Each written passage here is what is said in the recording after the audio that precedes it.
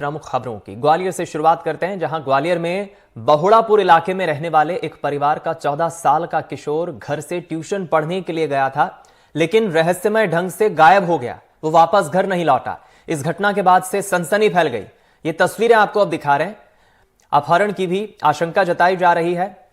फिलहाल पुलिस ने इलाके के सीसीटीवी फुटेज तलाशना शुरू किया है, तो हकीकत देख पुलिस के भी होश फाख्ता हो गए। दरअसल इस महिला को देखिए जो आप फुटेज में देख रहे हैं।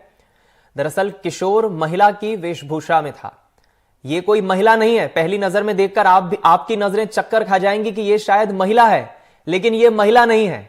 ये किशोर है जो महिला की वेशभूषा में साड़ी पहनकर वहां से जाता नजर आ रहा है। अब यह हैरत अंगेज करने वाला मामला ग्वालियर का है। घर से वो मां की साड़ी, गहने और भगवान श्री कृष्ण की मूर्ति लेकर निकल गया। अब कयास लगाए जा रहे हैं कि किशोर ने अपने को राधा के रूप में ढाल लिया है। एडिशनल एसपी शर्मा का कहना है कि वो श्री कृष्ण की मूर्ति लेकर गया है। मोबाइल से पता चला है कि उसने वृंदावन के होटल वगैरह सर्च किए हैं, इसलिए अब ऐसी संभावना है कि वो वृंदावन ही गया हो। उसकी तलाश के लिए एक टीम वृंदावन भेजी गई है। लेकिन हैरान करने वाला यह मामला ग्वालियर से सामने आया है। ये जो फुटेज आप देख रहे हैं, आपको हम दिखा रहे हैं, देखिए आप। पहली नजर में देखकर पूरी तरह से यही लगता है कि एक महिला वहां से गुजर रही है, लेकिन महिला नहीं, ये एक किशोर है, ये एक युवक है, नाबालिग है, जो अपनी मां की साड़ी पहनकर, अपनी मां का बैग लेकर, कुछ रकम लेकर ग्वालियर से वृंदावन के लिए निकल गया है। कृष्ण भक्ति, राधा भक्ति इस पर सवार हो गई है। लेकिन अब तक इस किशोर का कुछ पता नहीं चल पाया है कि ये आखिर पहुंचा कहां है, गया कहां है। घर से जब ये किशोर निकला था तब ट्यूशन पढ़ने के लिए निकला था। मां बाप को लगा कि बच्चा ट्यूशन गया है, लेकिन जब वापस बच्चा ट्यूशन से नहीं लौटा, काफी देर हो गई, तब इस बात का पता चला कि शायद किशोर गुम हो गया है, उसका अपहरण हो गया है। पुलिस ने सीसीटीवी फुटेज खंगालना शुरू हुए तो पुलिस के साथ साथ किशोर के, उस बच्चे के परिवार के सदस्य भी हैरान रह गए। दरअसल महिला की वेशभूषा में एक किशोर है जो वहां से जाता नजर आ रहा है। उसकी चाल भी आप देखिए, साड़ी तो उसने पहन ही रखी है, लेकिन उसकी चाल भी, जिस तरह से वो तेजी में आगे की तरफ बढ़ रहा है, चल रहा है, यह वाकई हैरान करने वाला मामला है।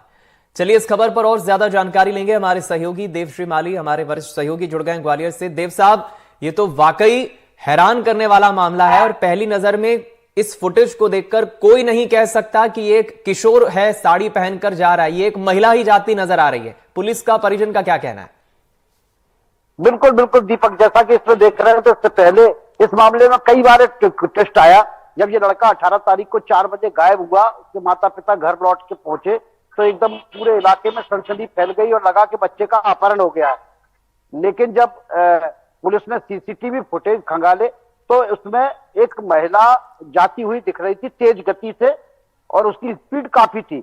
जब परिवार के लोगों को वो सीसीटीवी फुटेज दिखाए गए तो चूंकि मुंह ढक रखा था, तो फिर उन्होंने पहचान लिया कि नहीं, ये तो हमारा लड़का ही लग रहा है, क्योंकि उसके हाथ में 3 बैग थे।